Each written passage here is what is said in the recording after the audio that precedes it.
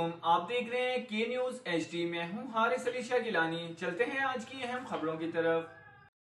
رخ کریں گے سندھ کے شہر شہداد پور کا۔ شہداد پور کے بس اسٹینڈ کے قریب پلاٹ کی ملکیت پر میونسپل انتظامیہ اور شہری دعوے دار مالک کے درمیان تنازع شدت اختیار کر گیا۔ میونسپل انتظامیہ کی جانب سے پلاٹ پر تعمیراتی کام شروع کرنے کے خلاف دعوے دار مالک کاشف آرائیں کی قیادت میں بس اسٹینڈ کے سامنے احتجاجی مظاہرہ کیا گیا۔ میونسپل انتظامیہ کے خلاف شدید نعرے بازی کی گئی اور کام بند کرنے کا مطالبہ کیا گیا۔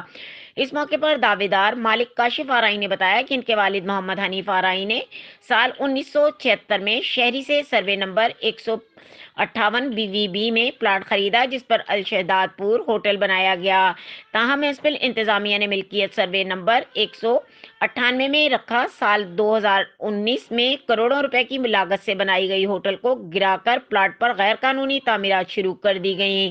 انہوں نے کہا کہ اس طرح کے غیر قانونی کاموں کے حوالے سے میونسپل انتظامیہ اور متعلقہ حکام کے خلاف عدالت میں درخواست دائر کر رکھی ہے، جس پر گزشتہ سماعت کے دوران ایڈمنسٹریٹر لیاقت کلوڑ نے تعمیراتی کام نہ کرانے سے متعلق بیان حلفی جمع کرایا اور عدالت کے حکم کے باوجود میونسپل انتظامیہ غنڈہ گردی کر کے میونسپل مزدوروں کو لگا کر تعمیراتی کام کروا رہی ہے۔ انہوں نے مطالبہ کیا کہ مذکورہ پلاٹ پر کام فوری بند کیا جائے، پلاٹ کی پیمائش کی جائے اور گرائے گئے ہوٹل کے نقصان کا ازالہ کیا جائے اور جائیداد ان کے حوالے کی جائے اور انصاف کیا جائے۔ مزید خبروں اور اپڈیٹس کے لیے ہمارے ساتھ رہیے گا، تب تک کے لیے اپنا خیال رکھیے گا۔ اللہ حافظ۔